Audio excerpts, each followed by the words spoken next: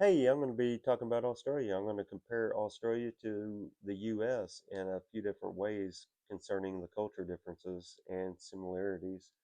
Australia is very diverse and multicultural society with British colonial roots, and they're very, very similar to the US in many different ways. We're going to start off saying Australia and the US are both highly individualistic societies, meaning that they prioritize personal achievements and self reliance over the group identity. Um, but they do emphasize mateship more, and it's a stronger bond in their social connections and community support.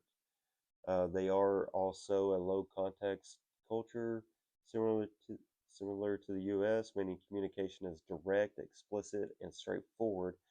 However, they tend to use sarcasm, humor, and informal language more frequently in the professional and the social settings. Um, they like to display a more relaxed attitude towards living and the rules and bureaucracy. Um,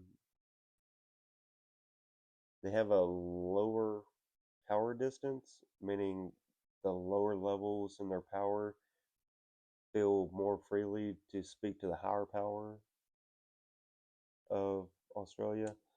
So it's more friendly environment whenever it comes to ranking, I guess, and being able to speak to one another in professional settings, no matter what level you're at. Um, they're both competitive countries, and Australia leans a little more to the cooperation side more than competitive, but they are kind of competitive like the U.S. They do like teamwork, and they dislike arrogance and self-promotion. Australia people are in their culture, they have more work life balance. So that means they balance their work and their personal life where it's more equal. In the US, we tend to be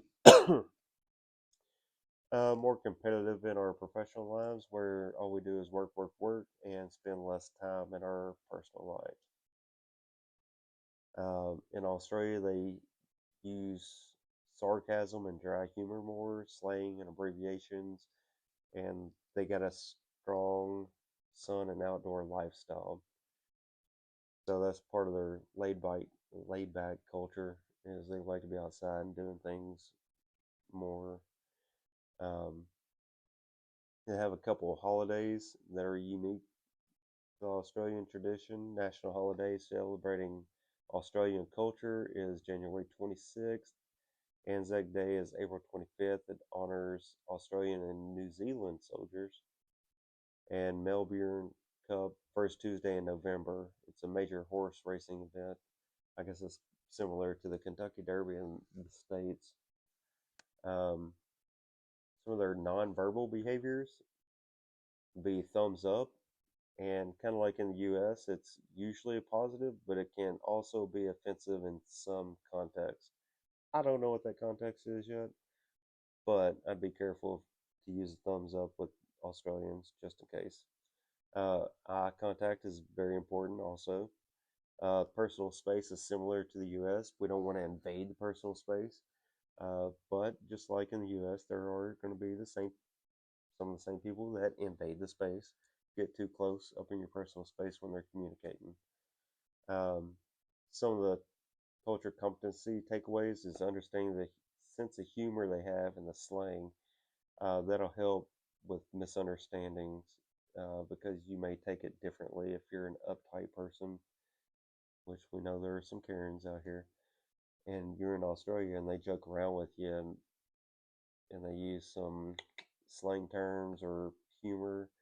You may not take it very well, but be advised if you're in Australia, they're probably just joking with you and trying to have a good time. Um, but those are some of the major differences and similarities between Australia and the US.